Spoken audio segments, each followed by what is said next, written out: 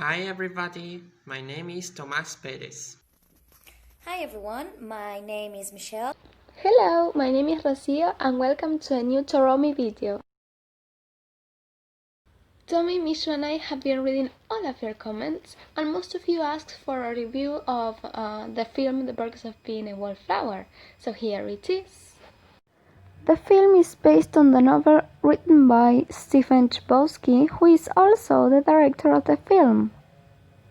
Charlie is the main character of the film. He is a shy 15-year-old boy who has no friends, and he is going through his freshman year of high school. First, Charlie sympathizes with his literature teacher, who takes him under his wing when he discovers Charlie's talent for literature. Then he meets two seniors, Patrick and his stepsister Sam. They play an important role in Charlie's life because they bring him into their group of friends, and Charlie starts to feel more comfortable with himself. He suffers from some kind of mental illness because of the death of his aunt, Helen, in a car accident, and the suicide of his best friend.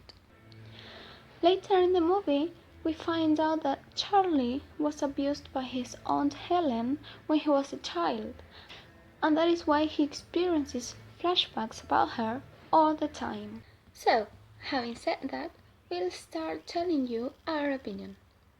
We think that The Perks of Being a Wallflower is a really interesting movie since it deals with a lot of teenagers' issues such as love, friendship, and bullying, among others.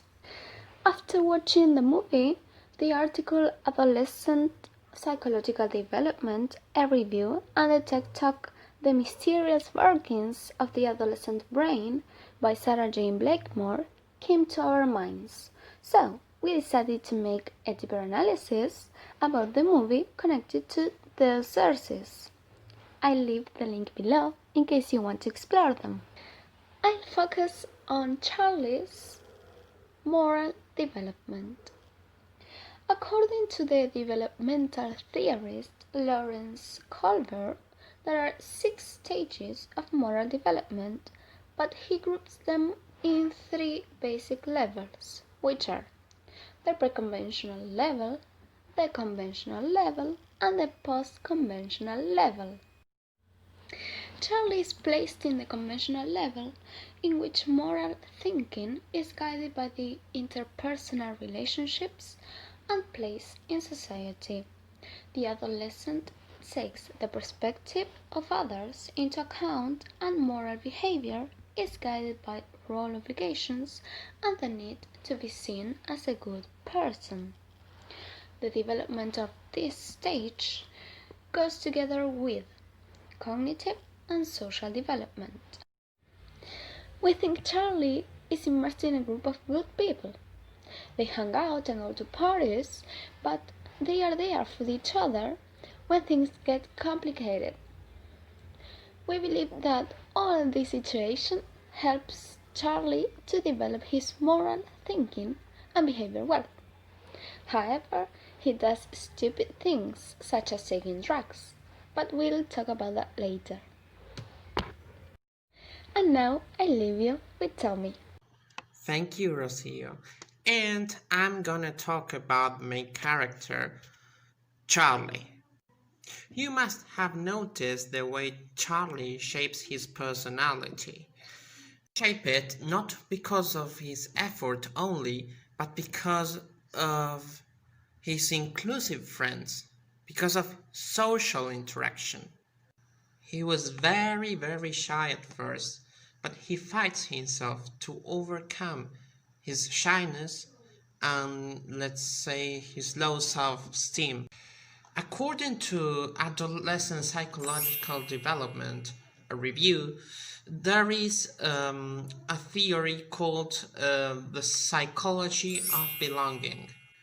This theory states that you seek for approval, for social approval.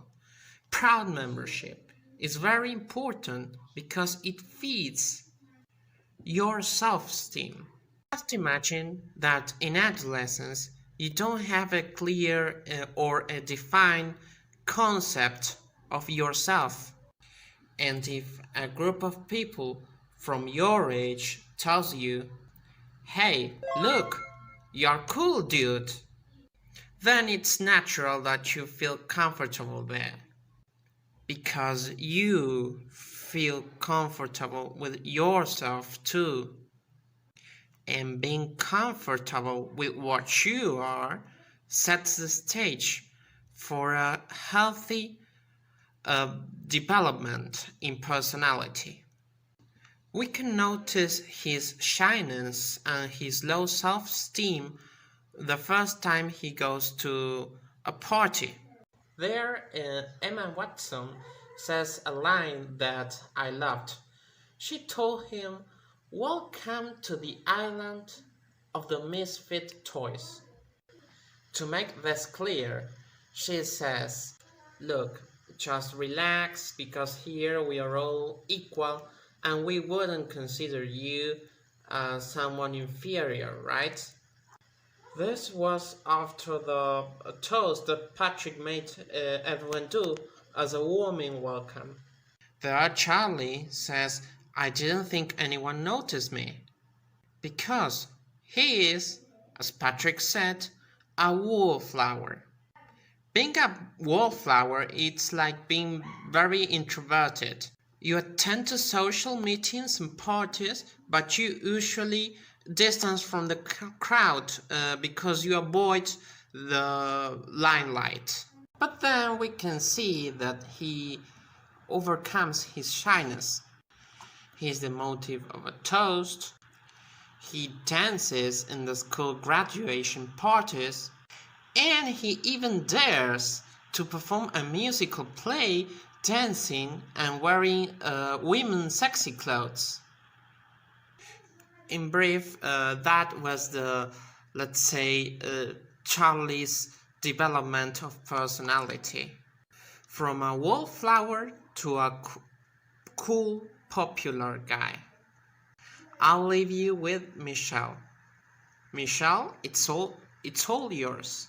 Continuing with the line of analysis that my co-critics have been doing, I would like to continue explaining why we believe that the movie The Perks of Being a Wallflower portrays adolescence in a perfect way. I've had the opportunity to listen to a TED Talk delivered by Sarah Jane Blakemore, and truth is that she developed a lot of information. She shared with us a lot of information about the cognitive part of being an adolescent and how the brain develops during that very important stage of our lives. Many of us have always believed that a human's brain got its peak of development or finished its development during infancy. Now, Sarah explains that science has proven this wrong. Actually, the brain continues developing all throughout our teenage years and even early in our adult years. And she explains something really important about the adolescent brain.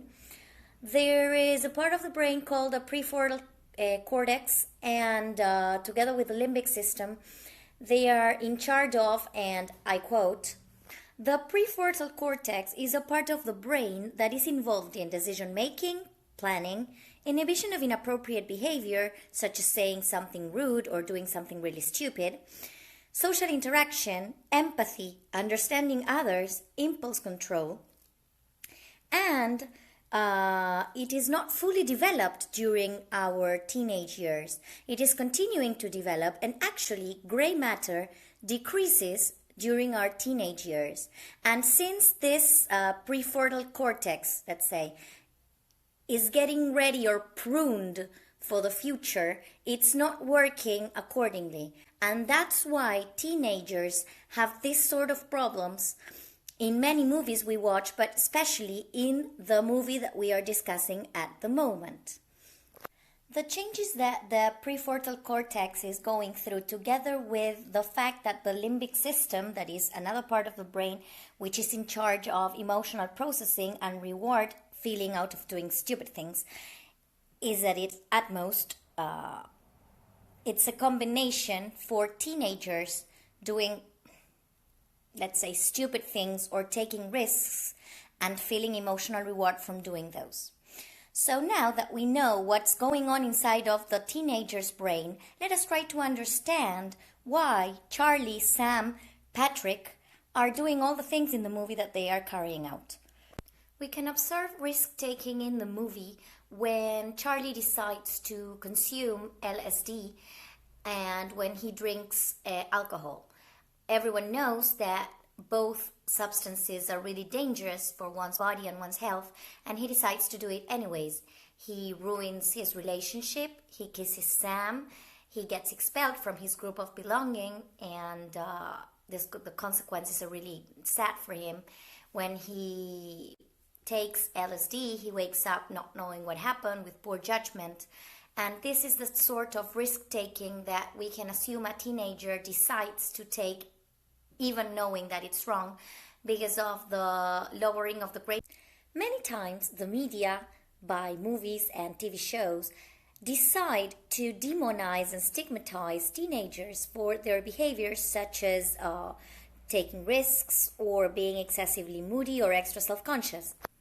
But what Blakemore actually suggests is that a figure comes along, or that teenagers are assisted, and instead of being stigmatized and bothered or mockerized because of this particular stage that they are undergoing, it would be great to take this opportunity to help the children learn, yes, to create educative, let's say, and social development in their lives.